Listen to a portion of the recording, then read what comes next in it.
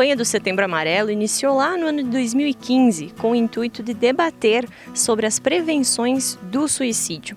Nessa reportagem vamos conversar com a psicóloga Daniela sobre as causas, consequências e possíveis tratamentos para quem já tentou e para os familiares dessas pessoas. O suicídio propriamente dito, ele vem então através de tristezas, que a gente pode dizer, né, uma tristeza muito profunda, enfim, com diversas assim características, né, do nosso dia a dia. Pode ser por questões familiares, pode ser por questões financeiras, pode ser por questões também do próprio trabalho, questões de amizades, né? Então, isso também pode ser uma questão genética, que a gente, né, considera por uma questão assim de ter próprios familiares que já cometeram suicídio, né? Então, assim, tem N situações, né? Muitas situações que podem desencadear, sim, uma pessoa a ter um suicídio. Claro, hoje em dia, né, a gente pode considerar também essa questão da pandemia, essa questão, então, assim, dessas incertezas que a gente tem. Também a gente pode considerar a própria depressão, uma ansiedade muito além também, né, pode gerar os desentendimentos, né, então também considerado no dia a dia quando que a pessoa já está no seu limite, né, que ela não sabe, assim, uma questão de que ela perde a noção e o controle, né, do que ela está vivenciando. Geralmente os familiares, eles sofrem muito, né, por uma questão assim de uma perda sem sentido, digamos assim, né, os familiares nunca estão esperados para receberem uma notícia sobre o marido, ou esposa, ou filho, né, que acabaram se suicidando.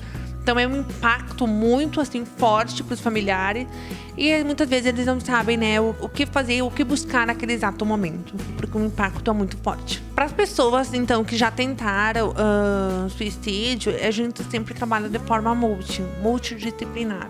O que é isso? A gente inclui não somente o psicólogo que fica somente na clínica, a gente junta outros profissionais.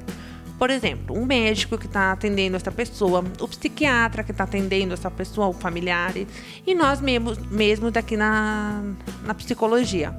Nós, na psicologia, a gente trabalha as questões assim, emocionais, as questões que causaram impacto, ou por que a pessoa, né, está tendo esse tipo de comportamento, qual é a tristeza profunda que essa pessoa está tendo nesse momento, ou que já passou, né? E a gente procura, sim, independente, né, se é adulto ou se é criança, incluir a família. No meu trabalho, eu procuro, né, então, sim, incluir eles, né, para uma melhor adesão, melhor tratamento e como eles podem conduzir essa pessoa, né, que tentou suicídio. Eu acredito que seja assim, hoje em dia a gente tem um nível muito alto de suicídio, mas eu acredito que esteja numa faixa etária, assim, adulto, tá? Assim, pega idosos, porque a gente teve recentemente também fatos, né, com na nossa região, né, uma senhora que se suicidou, né, de 70 e poucos anos, mas eu vejo que é mais na faixa etária ali do próprio adolescente, tá? Por questões de jogos, por questões, né, da própria adolescência, por uma questão de rebeldia,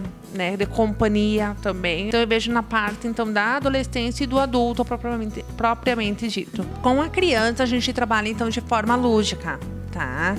Claro, no primeiro atendimento, então os pais vêm até a gente tenta, né, então fazer a nossa anamnese, que a gente diz uma entrevista inicial com os pais, para saberem o porquê que a criança chegou a esse ponto, como que tá esse relacionamento familiar, se pode ser alguma coisa em questões da família, pode ser a questão de vínculo também com amigos, no social dessa criança, que tipo, né, de atividade dessas crianças estão tendo no seu dia a dia. Então a gente procura assim verificar todo o contexto para a gente ver qual é a possível causa que está, né, então enfraquecendo, entre aspas, a criança nesse sentido, né, para ela pensar num possível suicídio. Uma informação bem importante é que os pais, família, que eles possam escutar esses filhos, né, quando que eles estão assim com uma tristeza, ou que eles estão com uma amargura, que eles estão assim de formas de comportamentos diferentes, que os pais possam auxiliar esses filhos com a escuta.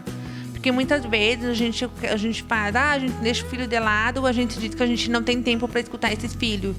Então a gente pede, nós da psicologia, a gente pergunta sempre que os pais ficam atentos, ficam alertas com essas crianças, que eles possam ver que tipo de comportamento que a criança está agindo e, consequentemente, né, eles podem sim, né, ter um comportamento mais agressivo consigo mesmo, que é o próprio suicídio. Na adolescência também, então a gente pede, né, que os pais orientam, né, questões das amizades, orientam nas questões, né, das dúvidas que eles têm, que eles consigam conduzir eles, né, para o melhor caminho e também, né, que possam então escutar, tirar as dúvidas que esse adolescente tem, porque às vezes essa dúvida é o que pode gerar, sim, uma questão assim mais além do que se espera, né?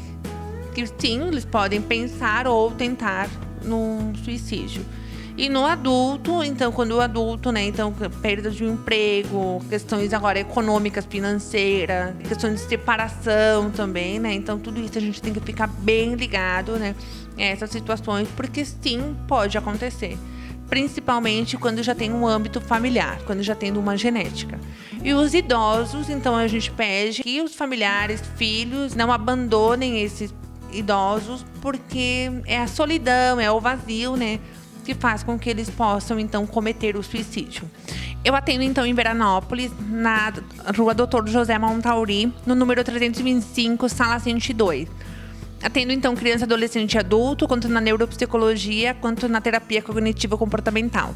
Vocês podem entrar em contato, então, pelo telefone 3441-4971 ou pelo meu telefone, então, meu celular, que é 991742696.